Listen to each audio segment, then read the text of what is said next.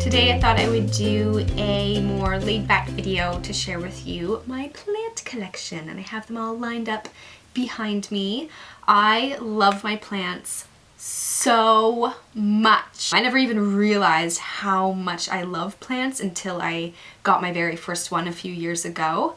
And I love them because not only do they really help to bring life to a room, but they help to purify the air. There's just something so satisfying about watching them thrive and watering them. I have 5 plants currently. I'm by no means a plant specialist, but I will be sharing a few tips on how I care for my plants and that sort of thing.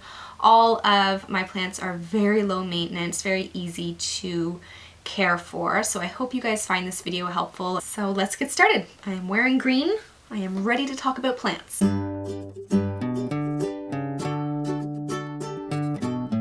So my first plant that I have here is my beloved spider plant. I have 2 spider plants, so I will share the other one with you in a moment, but this is my oldest spider plant. It's also the very first plant that I ever got. I have to say, spider plants are very easy to care for.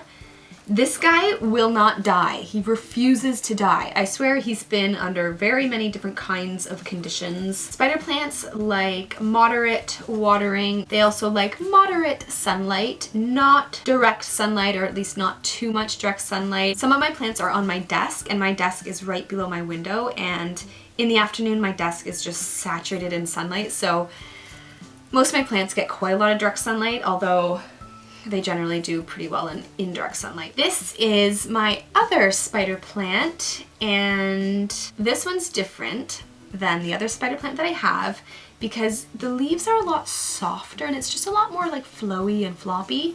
This one also has the white outer and the green inner. The other one has the green outer and the white inner color on the leaf. One of my cats loves chewing on my spider plant, so I try to keep this out of reach, although she has nibbled on quite a few of the leaves. I also like this one because little flowers have sprout in there. So nice. So same idea as the other spider plant. Spider plants are known for purifying the air, so they're great. They're a great houseplant. So easy to care for. Honestly, they're just so easy to care for. My next plant is my Golden Pothos. This plant is also so easy to care for. I highly recommend this plant here. Now this guy is fairly young. I've had him for about a year, and he was quite a lot smaller when I first got him. I just recently, about a month and a half ago, transferred it into a larger pot, so he's kind of sprouted even more since then. Now what I love about this plant is that it will dangle. It's one of those dangling plants. So he's getting there. This is its first attempt at starting to kind of fall over the edge. The Golden Pothos really loves indirect sunlight like all day. So as long as it's just kind of near a window without beaming sunlight on it for too long. Moderate watering as well. Look at this little baby leaf here, just growing. I love watching the new leaves pop up, like this leaf here. That is a baby leaf starting to unravel. They do that with that sound effect also.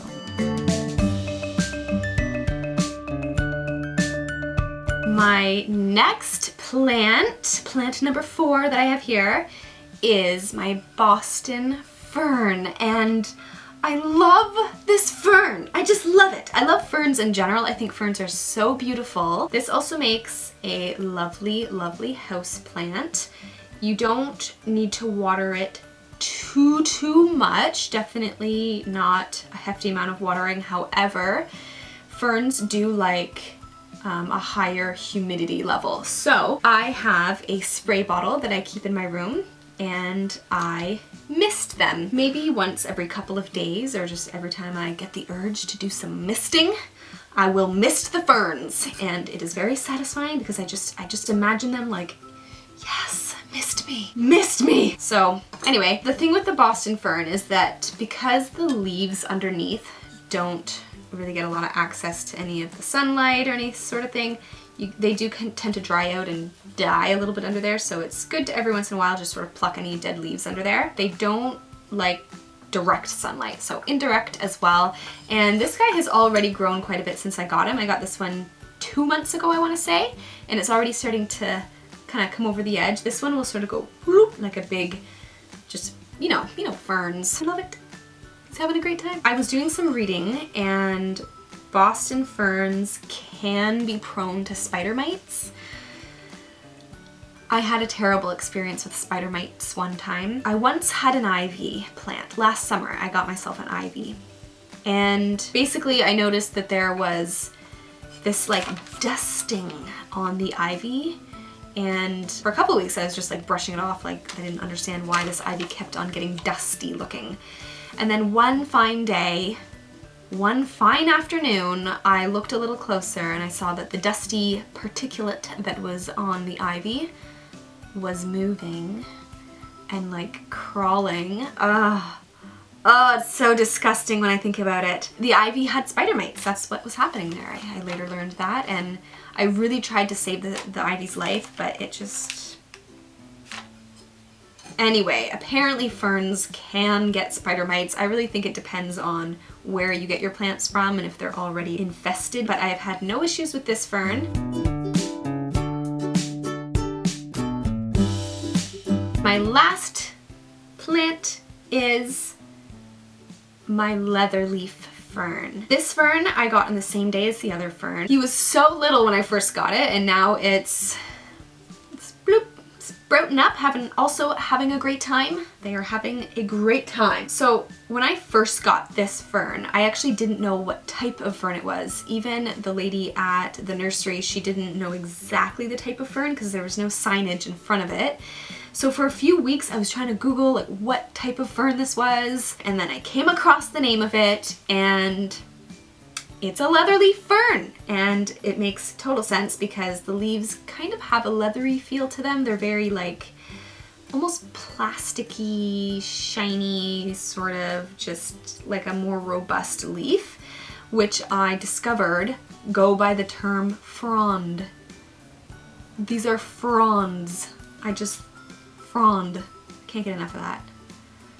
Frond. Same with my Boston fern. The leatherleaf fern likes higher humidity. You don't need to water it like crazy. It likes indirect lighting. Although every now and then when my bed has like a beam of light, I will set them all on my bed and let them have a sun bath.